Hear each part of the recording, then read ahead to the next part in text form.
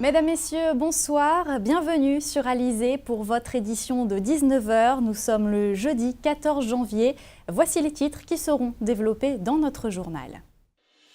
L'automobile en Guadeloupe, les émissions de CO2 sont gérables. La vraie pollution est celle des véhicules hors d'usage. Un bus infodiabète qui sillonne la Guadeloupe pour informer, mais aussi procéder au plus près au dépistage. Après d'autres, l'équipe de France du pentathlon s'entraîne au Krebs en vue des Jeux Olympiques de Rio. Le journal, Aurélie Gronze. Déplacement en Guadeloupe, coût d'usage de l'automobile, autant de thèmes qui ont été abordés ce matin lors d'un séminaire au Centre culturel Rémy Ninsouta à Pointe-à-Pitre. Un rendez-vous proposé notamment par l'ADEME, la DEAL et le Conseil régional. L'objectif affiché, signer une charte d'engagement volontaire CO2 à l'issue de cette rencontre. Les précisions d'Anne-Elisabeth Artsen. Dans l'objectif d'une autonomie d'énergie d'ici 2030, le secteur de l'automobile devra évoluer en ce sens. Actuellement, l'automobile représente 65% des dépenses d'énergie de l'archipel guadeloupéen. La prédominance de l'automobile chez nous accroît forcément les émissions de CO2 sur notre territoire.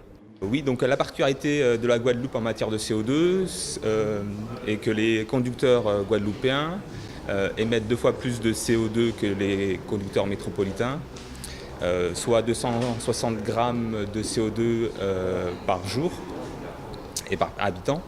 Cela est dû à une spécificité du territoire, notamment l'utilisation plus importante de la climatisation, des usages plus fréquents de la voiture et aussi un phénomène de périurbanisation plus important. Cependant, contrairement à ce que l'on pourrait penser, la pollution atmosphérique en Guadeloupe n'est pas plus élevée que celle de l'Hexagone. On a la chance en Guadeloupe d'avoir un vent régulier et les alizés qui balayent régulièrement donc toute cette pollution liée soit à l'activité industrielle, soit à l'usage de l'automobile. Donc on ne peut pas tellement être soucieux de la pollution atmosphérique directe de l'air par l'activité automobile. Par contre, de façon indirecte, l'usage de l'automobile et des véhicules crée de gros problèmes sur l'environnement de Guadeloupe. C'est notamment le fait que beaucoup de véhicules hors d'usage sont laissés à l'abandon dans les campagnes guadeloupéennes. Toujours selon Louis Renaud, des programmes ont déjà été mis en œuvre pour éradiquer de notre paysage tous ces véhicules hors d'usage. Ce séminaire a aussi pour objectif de signer la première charte d'engagement volontaire de CO2 en Guadeloupe. On va parler de santé maintenant puisque les journées antillaises consacrées au diabète se poursuivent. Depuis hier, un bus sillonne notre département. Les équipes bénévoles de l'Association des diabétiques de Guadeloupe sont présents pour donner des renseignements. Ce matin, ce bus était notamment stationné sur la place de la mairie, au Moule. Le reportage de Max Cyril. Ce matin, le bus de l'Association des diabétiques de Guadeloupe, qui parcourt plusieurs communes, était dans la ville du Moule, à la rencontre de la population pour informer, expliquer, conseiller et surtout mesurer gratuitement la glycémie de la population. Je pique, voilà c'est fait, et je recueille une petite goutte, pas besoin de beaucoup, voilà, un petit coton, et c'est déjà... Bon, 1 gramme 0,3. Alors, c'est bon. Vous avez ce qu'il faut comme sucre pour le sang. Parce que le diabète, le sucre, il est bon de 0,70 à 1,10 g. Ça fonctionne très bien, puisque en 1h30, nous avons accueilli 45 personnes. Donc, ça fonctionne. Les gens viennent, ils se passent les mots et puis les autres viennent. Je trouve que c'est une opération très intéressante et j'invite tous ceux qui... toute la population à venir faire le test. Et nous avons la chance d'avoir un bus itinérant pour le diabète. C'est quelque chose de très très bien. Je pense que c'est essentiel, ça devrait se faire plus souvent puisque vu le taux de diabète que nous avons dans notre population et comme moi j'en ai pas mal dans ma famille également, donc ça me rassure de pouvoir faire le test en même pas 5 minutes. Plutôt que d'aller chez le médecin, de faire la queue et de faire tout, bien qu'avec les bilans, on fait souvent le test, mais parfois on aime bien être rassuré de manière régulière. Demain, le bus Infodiabète continuera sa route et stationnera toute la journée au centre commercial de Millénis aux Abîmes. Et samedi, ce sera au centre commercial de Destrélan pour une grande journée d'action d'information et de prévention. On passe à l'actualité sociale. Ce matin, le tribunal de commerce de Pointe-à-Pitre a reconduit la période d'observation pour le quotidien France-Antilles, une décision qui fait suite à la procédure collective lancée en avril 2015. On fait le point tout de suite avec Anne-Elisabeth Artsen. En avril 2015, une procédure collective avait été lancée pour sauver le quotidien local France-Antilles. Elle avait été reconduite en octobre dernier. Ce matin, une nouvelle audience avait lieu au tribunal de commerce. France-Antilles bénéficie à l'issue de cette dernière de 3 mois supplémentaires pour poursuivre la restructuration de l'entreprise. Jodla, la tribunal là accorde nous en bout de délai là de 6 mois, donc il a tombé le 21 avril et aussi le 21 avril nous avons en procédure aussi et nous que ça là si nous avons sorti ou si c'est monsieur qui a demandé encore en période de probation encore. Cette décision ne satisfait pas le syndicat UTT-UGTG. Alors, en ponge, je ne peux pas satisfaire parce que nous pas d'accord au départ volontaire, nous pas d'accord à licenciement. Seul but nous peut dire c'est que nous essayons de faire au mieux.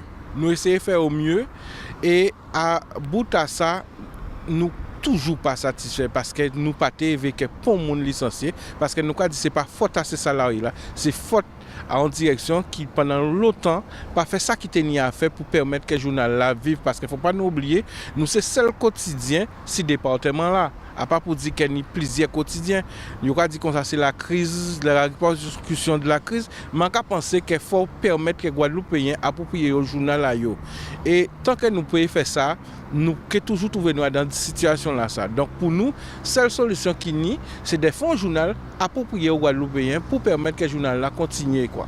La direction a présenté son projet pour l'avenir du quotidien qu'ils ont fait valider par la DIECT et le juge du tribunal de commerce avant l'audience. Il comprend 27 départs volontaires, 2 licenciements et 12 salariés reclassés dans l'entité AGM Service. Il y a une semaine, une réunion se tenait au SIAG entre les élus qui ont déjà adhéré au syndicat mixte Eau de Guadeloupe. Une réunion pour demander au préfet de Guadeloupe de prendre un arrêté pour que ce syndicat puisse fonctionner. Arrêté qui devrait d'ailleurs être pris avant la fin du mois. Mais pour que cette structure puisse exister, eh bien, il faudra un président ou une présidente. Et pour en parler ce soir, notre invitée Maggie Cellini, bonsoir. Bonsoir, bonsoir à vos téléspectateurs. Alors vous êtes la 6e vice-présidente de la région Guadeloupe et donc vous êtes candidate à la présidence de ce syndicat mixte unique de l'eau. Première question toute simple, pourquoi être candidate ? Écoutez, ça fait depuis 2009 que je suis en charge à Cap Excellence de l'eau. Je suis présidente de la commission eau et c'est mon président qui tout naturellement m'a sollicité pour occuper ce poste. Bien évidemment, vous savez, dès lors qu'il y a acte de candidature, il y aura vote. Et donc, il faut être serein et attendre tout simplement le verdict, je serais tentée de dire, s'agissant de cette affaire-là. Alors, vous êtes soutenue donc par Éric Jalton, mais vous faites aussi partie de la majorité de la présidence de la région. Est-ce que vous pouvez un petit peu nous expliquer votre position ? Le président Chalus était hors du département lorsque la déclaration a été faite sur les différentes ondes, n'est-ce pas ? Donc, il rentre très récemment, ce soir, je crois d'ailleurs. Forcément, j'aurai un entretien avec lui et nous en discuterons et nous prendrons une décision, je pense, de manière collégiale. C'est-à-dire, de toute façon, nous savons que l'eau ne peut pas être traitée de manière isolée puisque c'est l'affaire de tous. Forcément, les 2 assemblées majeures seront concernées, les EPCI et forcément, Cap Excellence fait une proposition de candidature. Bien évidemment, je suppose qu'il y aura d'autres candidats et qui se positionneront sur cette affaire-là. Alors, il y a quand même une particularité puisque ce syndicat n'existe pas encore et on se bat déjà pour sa présidence. On ne se bat pas. Je pense que non, il ne s'agit pas de se battre. Je crois que l'objectif, c'était d'abord de travailler sur, la problématique de l'eau, parce que nous sommes conscients qu'il y a un vrai problème sur le territoire. Est-ce que c'est la solution définitive, la seule qu'on puisse proposer ? Je pense qu'aujourd'hui, il faut passer par cela, par cette structure qui répondra à un certain nombre de questions. Bien évidemment, elle ne répondra pas à toutes les questions, mais nous le savons aussi et nous avons déjà travaillé suffisamment pour savoir quelles sont les orientations que nous allons mettre en place. C'est un travail de longue haleine que nous menons depuis 2 ans. Alors la question de la gouvernance se pose toujours, mais pour ma part, ce n'est pas le problème de fond. Alors il se murmure tout de même que Harry Chalus apporterait son soutien à Laurent Bernier. Vous en pensez quoi ? je n'ai pas à commenter cela. Monsieur le Président a pris sa décision ou soutient, ou pour ma part, je n'ai pas cette information de manière officielle. C'est le président de Cap Excellence sur les ondes, vous l'avez entendu, qui a annoncé ma candidature, qui a surtout dit que lui soutiendrait ma candidature. Maintenant, la question est de savoir, est-ce que je serai candidate avec mon président, avec mes présidents? Voilà, c'est ça la question. Maintenant, très honnêtement, moi je n'en ferai pas, c'est pas une fin en soi, être présidente d'une structure. Si Harry Chalus vous dit non, par exemple, est-ce que vous serez quand même candidate ? Je ne pourrais pas répondre à cette question-là, l'état des choses. Pourquoi ? Parce que ce n'est pas le fonctionnement de mon président, c'est quelqu'un qui discute, qui va argumenter, qui va porter des arguments, qui va échanger avec mon président de Cap Excellence. Je crois qu'en deux hommes responsables, ils vont eux-mêmes décider. Et pour ma part, je n'ai pas de problème particulier si demain matin on me disait que je ne suis plus pressentie pour être candidate. Ça ne me posera pas de problème et ça ne m'empêchera pas de travailler avec conviction sur ce problème, parce que je suis consciente que ce territoire a besoin que nous puissions travailler et mettre de côté les problèmes de gouvernance. Justement, quelles seront les vraies missions de ce syndicat ? Il s'agira dans un premier temps de faire un véritable diagnostic du territoire, parce que nous avions 15 structures qui s'occupaient de l'eau. Maintenant que les transferts de compétences se sont exécutés, nous sommes à 5-6. Alors nous savons aussi que les investissements vont être énormes. Il s'agit de mettre en place une structure qui puisse rassembler l'ensemble des projets, parce que l'eau travaille avec des réseaux en maillage. Donc forcément, nous ne pouvons pas étudier l'eau de manière isolée. Il faut que ce soit toujours des études globales pour répondre à la demande globale du territoire. Une dernière question, si vous êtes présidente, est-ce que vous savez déjà quelles premières mesures vous allez prendre ? Si je suis candidate, si je suis surtout élue, je crois que la première chose, c'est de travailler avec l'ensemble des structures, mais surtout d'envisager de mettre en place les investissements nécessaires pour que nous puissions remplacer les réseaux et répondre à cette demande-là. Parce que je crois que le problème de fond, c'est vraiment les réseaux dont il va falloir remplacer le plus rapidement possible. Juste une question par rapport à Mme Lucette Michaud-Chevry qui refuse pour l'instant d'adhérer à ce syndicat. Je pense qu'elle a émis des réserves.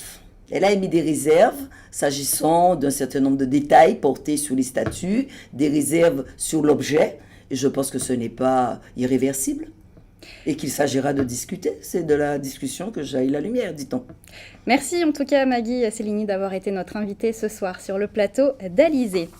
On va passer maintenant à l'actualité judiciaire avec cette affaire présumée d'escroquerie au sein du laboratoire de recherche de l'Université des Antilles, l'affaire dite du Cérégmia.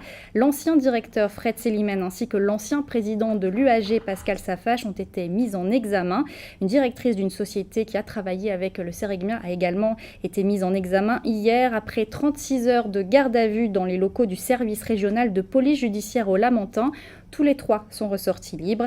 Dans cette affaire, le préjudice pourrait s'élever à une dizaine de millions d'euros.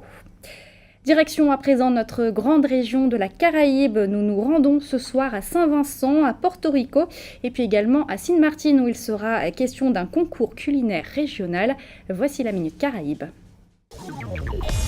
Le leader de l'opposition vincentienne, Arnim Eustache, affirme que les documents détruits dans l'incendie de jeudi dernier dans une installation de travaux publics du gouvernement étaient des dossiers de résidents qui avaient reçu des dons de matériaux avant les élections générales du mois dernier. Pour lui, 13 à 14 millions de dollars de matériaux auraient été stockés en vue de les redistribuer pour corrompre des électeurs. Eustache continue ses allégations en précisant que tôt le matin avant les élections, il a vu des camions prendre des matériaux et les distribuer aux différentes personnes de la campagne qui soutenaient le gouvernement. Il demande donc où sont les documents associés au matériel livré, qui sont les bénéficiaires de ces matériaux détruits et pourquoi elles ne se plaignent pas de la destruction du matériel. Le gouvernement en place dirigé par le Dr Ralph Gonzalez a remporté l'élection générale avec 8 sièges contre 7 à l'opposition qui refuse depuis de reconnaître ces résultats. Les agents de la patrouille américaine de l'air et de la mer ont saisi 154 kilos de cocaïne dissimulée sur une plage de Porto Rico jeudi soir. Un homme a été arrêté et il est poursuivi pour trafic en contrebande. La marchandise est estimée à 4,3 millions de dollars. Après une recherche approfondie menée de nuit, 5 balles ont été retrouvées dans la végétation à côté de 133 paquets contenant une substance poudreuse blanche testée positive à la cocaïne. Grâce à cette coordination, une saisie de plus d'une tonne de cocaïne avait pu être opérée en mars 2015 pour une valeur estimée à 32 millions de dollars. Ingrid Arindel, la ministre du Tourisme, des Affaires économiques, du Transport et des Télécommunications, se félicite de l'initiative prise par le Sint Maarten Trade Association pour sa participation au concours culinaire Saveurs des Caraïbes qui se tiendra cette année à Sint Maarten. L'île néerlandaise a été absente pendant plusieurs années de ce concours et a décidé cette année de rentrer dans la compétition. Le SHTA, organisateur de l'événement sur l'île, a récemment lancé un appel à candidature pour des chefs barmen qui voudraient participer à la compétition caribéenne qui se tiendra à Miami les 12 et 14 juin prochains. La ministre du Tourisme se dit heureuse de toutes ces initiatives qui, selon elle, vont renforcer l'image de la destination Sainte-Martine. Elle invite l'ensemble des participants au concours à donner le meilleur d'eux-mêmes face à une vive concurrence des autres îles de la Caraïbe. Retour en Guadeloupe, on va parler de sport. Depuis 9 jours, ils s'entraînent aux crêpes, aux abîmes. 4 pensionnaires de l'équipe de France de pentathlon se préparent pour les Jeux Olympiques de Rio. Une équipe jeune, 23 ans de moyenne d'âge. Éric Pommier a justement suivi un de leurs entraînements spécifiques en natation. À raison de 4 heures d'entraînement par jour, l'équipe de France de pentathlon peaufine sa préparation en vue des JO de Rio dans exactement 7 mois. L'effectif basé en Guadeloupe depuis le 5 janvier dernier est jeune, moyenne d'âge 23 ans. 3 objectifs figurent au programme de cette jeune élite déjà sur orbite pour les qualifications. Principalement, nous confie l'entraîneur national Jean-Pierre Guyomarche, travailler sur la cohésion de groupe car la saison est longue. C'est encore mieux quand les conditions climatiques et d'accueil s'y prêtent. Nous, on vient 10 jours. Dans le pentathlon, il y a 5 épreuves, la course, la natation, le tir, l'escrime et l'équitation. On vient ici vraiment pour emmagasiner beaucoup de travail en course et en natation, surtout le climat nous le permet. Donc c'est un stage axé course-natation avec un entretien tir au pistolet et préparation physique. Jean-Pierre Guyomarche est confiant, son collectif est performant, jeune, à la fois un atout pour l'entraîneur et un inconvénient. Valentin Bello, 3e mondial, récent vainqueur de la Coupe du Monde à Budapest en 2015, sait que rien ne vaut l'olympisme pour un sportif de haut niveau. Ouais, ça y est, là maintenant on est à 205 jours des Jeux, là, donc ça va bientôt arriver. On est en 2016, donc il va falloir vraiment commencer à envoyer. Là, ils sont encore sur la partie hivernale, on va préparer tout le travail foncier, donc beaucoup de musculation, beaucoup de volume en course à pied et natation. On en profite pour travailler aussi les épreuves techniques en escrime. Et puis après, au fur et à mesure que la saison va avancer, on va pouvoir passer plus sur du travail explosif. Christophe Pat a déjà goûté au jeu car à Londres en 2012, il a terminé à la 17e place. Chaque olympisme a une saveur particulière. Rio ne déroge pas à la règle. Plus les jeux approchent, plus on s'investit aussi. Parce qu'on sait que l'échéance arrive bientôt. Et on s'affine, on s'affûte et on tolère moins d'erreurs. Voilà. L'équipe de France de pentathlon reprend son envol dès demain après 10 jours de stage intense. Au programme, surtout pour Valentin Bello, 3 Coupes du Monde, compétition qu'il pourra aborder sereinement car son quota pour Rio est déjà atteint. Le sport, c'est aussi le surf et félicitations au jeune Guadeloupéen Tim Bissot. À 18 ans, il est devenu hier vice-champion du monde professionnel junior de la World Surf League. Des championnats qui se déroulaient au Portugal. Le Guadeloupéen Tim Bissot, qui est membre de l'équipe de France de surf depuis maintenant 4 ans, signe l'une de ses plus belles performances. La danse classique est mise à l'honneur en ce moment au Centre de danse et d'études chorégraphiques de l'ENABLU à Pointe-à-Pitre. Jusqu'au 23 janvier, le maître de ballet danois Martin Vedel Jacobsen partage son expérience. Notre caméra s'est justement invitée le temps d'un cours pour enfants. Dégagé, demi-plié, exercice à la barre, port de bras, le tout avec une certaine grâce. Un cours de danse classique ordinaire à une exception près. Il est dispensé par un ancien danseur étoile danois, Martin Vedel Jacobsen, qui a notamment enseigné au sein du prestigieux Béjar Ballet Lausanne. C'est la première fois qu'il vient en Guadeloupe. J'aime bien enseigner et aussi c'est aussi bien pour les étudiants ici qu'ils rencontrent quelqu'un d'autre pour avoir l'inspiration de quelqu'un d'autre et d'entendre qu'est-ce que j'ai à dire, que c'est pas toujours le même prof qu'on a. Ça fait du bien de changer. Ce que j'adore ici, c'est la passion. Et moi aussi, je suis un passionné et c'est justement de se retrouver et faire le lien avec l'histoire. Moi, j'ai beaucoup d'histoires en moi, vu en venant du Danemark où il y a une très grande compagnie, une très grande tradition de la danse classique. Et de pouvoir transmettre justement cette histoire pour que la future de la danse est sécurisée. Une venue possible grâce à la directrice du Centre de danse et d'études chorégraphiques Léna Blou, des cours ouverts aussi bien aux débutants qu'aux confirmés. Léna Blou qui prône plus que jamais une ouverture d'esprit. C'est surtout que je parle des jeunes parce que c'est là qu'il faut toucher, qu'ils aient un état d'esprit très poreux et qui n'associent pas une technique ou une esthétique ni à une couleur de peau, ni à un territoire, ni à un niveau social. Mon objectif intime, c'est de refuser de penser la Guadeloupe comme une petite île fermée sur elle-même. Je tiens aussi que les artistes qui viennent appréhendent la culture, découvrent un peuple, découvrent une manière de penser. Et puis, pour moi, c'est quelque part à travers ce professeur émérite qui arrive, Martin, qui est danois, qui vit en Allemagne, et bien, il part avec un peu de la Guadeloupe et la Guadeloupe s'agrandit. Martin Wedel-Jacobsen transmettra son savoir et sa culture chorégraphique jusqu'au 23 janvier. L'occasion pour les adultes et les enfants de vivre une nouvelle expérience artistique.